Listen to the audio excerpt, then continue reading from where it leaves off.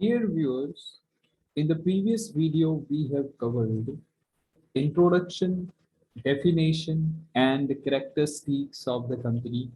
In today's video, we would like to cover some more important characteristics of the company. I request all of you that please watch the first part of this topic too. The link of that video will be available in the description.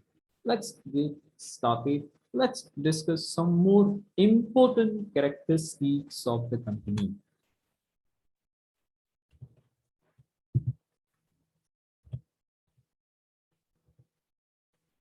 So let's start from the fourth characteristic of the company, and that is perpetual existence. What is the meaning of perpetual? Perpetual means never ending, everlasting, unending. Means company has very long life. Why company's end is infinite? Why company has a very long life, that we are going to discuss. But before that, let me tell you that there are so many old companies in India, and these companies are more than 100 years old. I would like to give you example of some old companies in India. The first is Dabur India Limited, that was established in 1844. Britannia Industries was established in 1892. ITC was established in 1910. Berger Paints was established in 1923, and Bata Shoes was established in 1931. So these examples are clearly telling us that company has no end, it's everlasting. So how it's possible, that we are going to discuss. A company is an artificial person, and it has a separate identity. So it has a separate identity, and that's why its existence is not dependent upon its member. Members may come and go, company would remain continued. Its existence is not affected by lunacy if all the members are declared as lunatic, if all the members are giving resignation, even if all the members are declared as insolvent or withdrawing themselves, or in case, God forbid, if all the members are dying in any incident, in any event, then also it's not going to affect the existence of the company. Why? Because on paper, company is an artificial person and company having separate identity, so it's not going to affect the existence of the company. Not that its formation is voluntary. The formation of the company is voluntary. Nobody can force you to do the formation of the company. And that's why we have already discussed in the previous video that company is a voluntary association of people. But continuance is compulsory. Means once you have done the formation of the company, then its continuation is compulsory. Means you cannot shut down the company as per your wish. It's not possible. If you want to dissolve the company, if you want to liquidate the company, you have to go through a legal process. You have to complete the legal procedure. Then after, you will get the permission of dissolving your company. Otherwise, once you have done the formation of the company, it does not mean that at anytime as per your wish you can do the dissolution of the company. And that's why its a continuation is compulsory. It cannot be dissolved unless the law in force permits. It enjoys a perpetual life, means never ending life, everlasting life, unending life, and provides stability in its operations. The next very important characteristic of the company is separate management. A company is an RTL person and its ownership is completely separate from its management. So here, ownership and the management are not same. In case of company, owners are shareholder. Shareholders are the real owners of the company, but company is not managed by its shareholders. Why? Because practically it is not possible. Now, shareholders can be lakhs in numbers, millions in numbers. So you can understand how millions of shareholders can do the management of the company. And suppose if it is happening, then that company will be shut down within short period of time. And that's why it is a responsibility of board of directors to do the management of the company. So ownership lies within shareholder. Shareholders are the real owners of the company, but management is done by the board of directors. Who is responsible for the management? Board of directors are the responsible for the management of the company. And yes, these board of directors are elected by the shareholders. Let's understand it with the help of these PPT.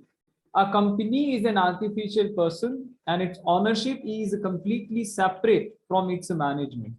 Shareholders, who are the owners of the company, do not manage the company because practicality is not possible. The management is under the charge of the board of directors and a body of executives working under the board. In short, to manage the company is the responsibility of the board of the directors.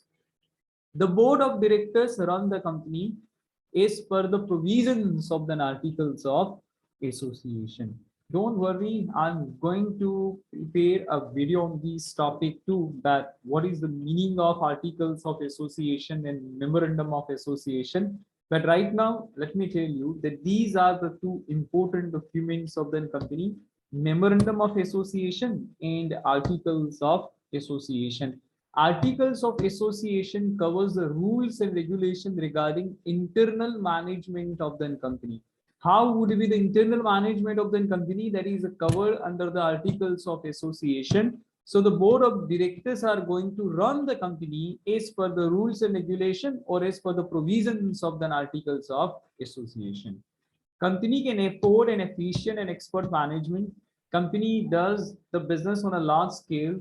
Company might be earning good amount of profit. So it's possible for the company to get the services of the professional managers because company can afford to give good amount of salaries to these professional managers. So this is going to be the one more advantage of the company form of business organization. Next, transferability of shares. Here we are talking about the public company. The shares of public companies are freely transferable, and that's why the shares are movable property. The shares are liquid asset because for transferring the shares of public company, you don't need to take the permission of anyone. You don't need to go through a lengthy legal process. As per your wish, whenever you want, you can buy and sell the shares of the public company. The shares of private companies are not freely transferable, but the shares of public companies are freely transferable. And that's why people like to do investment in the companies because they know very well that whenever they wanted to convert their shares into the case, it would be easy. It can be done within some minutes because you can sell the shares within some seconds too, and easily you can convert your shares into case, and that's why shares are known as a liquid asset too. So shares of the public companies are freely transferable. Let me read from the slide. Normally, a share of company is a movable property and it can be transferable as per the provisions of the act. But as I told you, generally the shares of public companies are freely transferable. If shares are not freely transferable, I don't think so. That investors would like to buy or investors would like to do investment in the companies. A member can enjoy a statutory right, means legal right. It is the legal right of the members of the shareholder to sell his shares and get them transferred in the name of the buyer on the company's register of members. People can easily buy or sell the shares at any time. You just need to use a particular platform for buying and selling the shares, and can be done within some minutes. Within less than a minute also, it's possible to buy and sell the shares of the any company. Shares are the liquid asset, can be readily converted into cash, freely transferability, and good marketability. freely transferability and good marketability. Good marketability means, suppose if you wanted to sell the shares of any company, you can do it without checking that what is the demand. Means you will always find the buyers who are ready to buy the shares from you.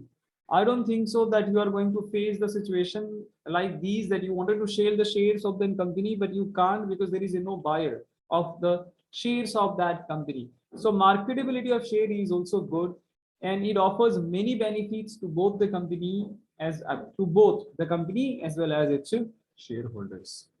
The next, limited liability. You have to understand the meaning of these characteristics.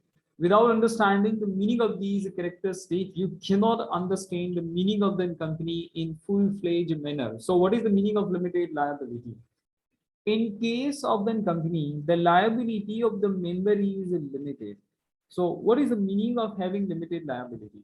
Suppose if you are purchasing 100 shares of any company, a nominal value of each share is 10 rupees. You just need to pay 1000 rupees. That is only your liability.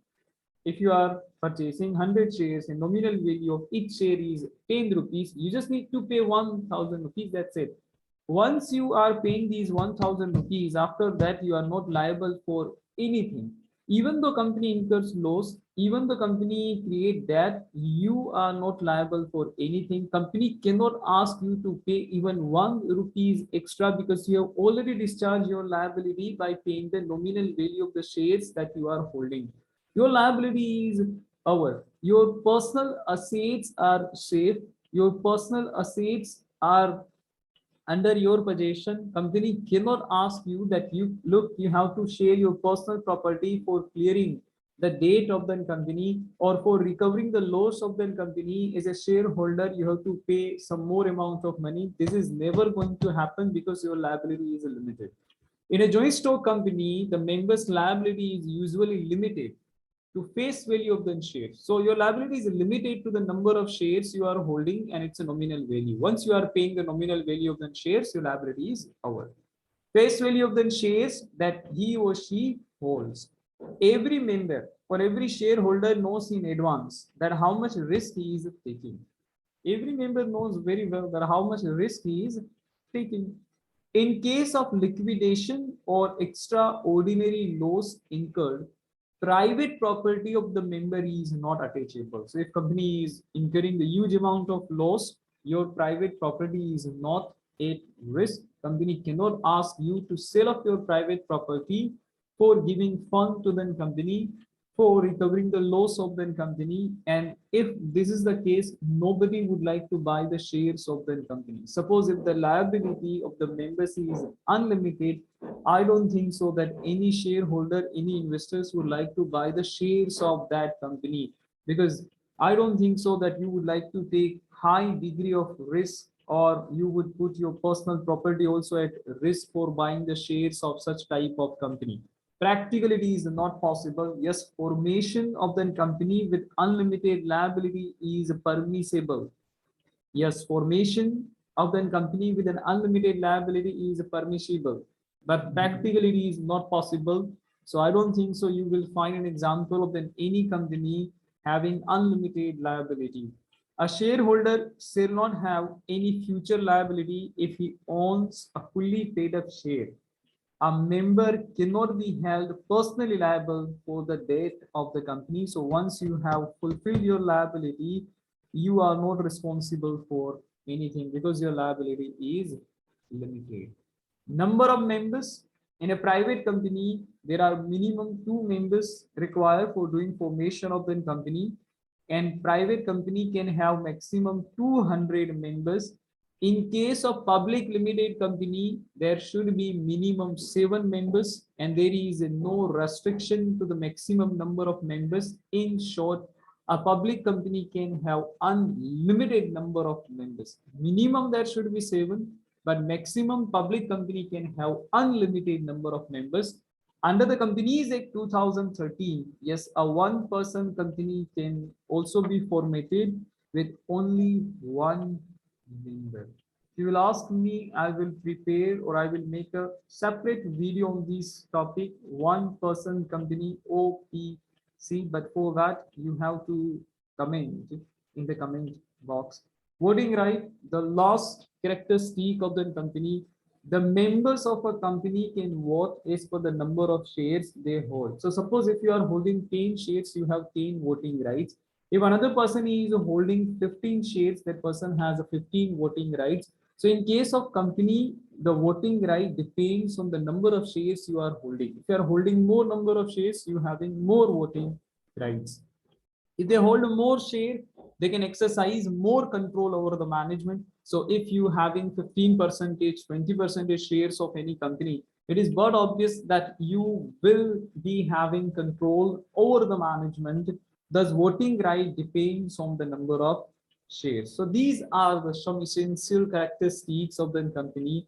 I hope that you have understood all the characteristics of the company, and don't forget to watch the first part of these topic. And if you want me to cover any topic from these subject, then please do comment in the comment box. Thank you for watching this video. Please take care of yourself. I'm stopping myself here.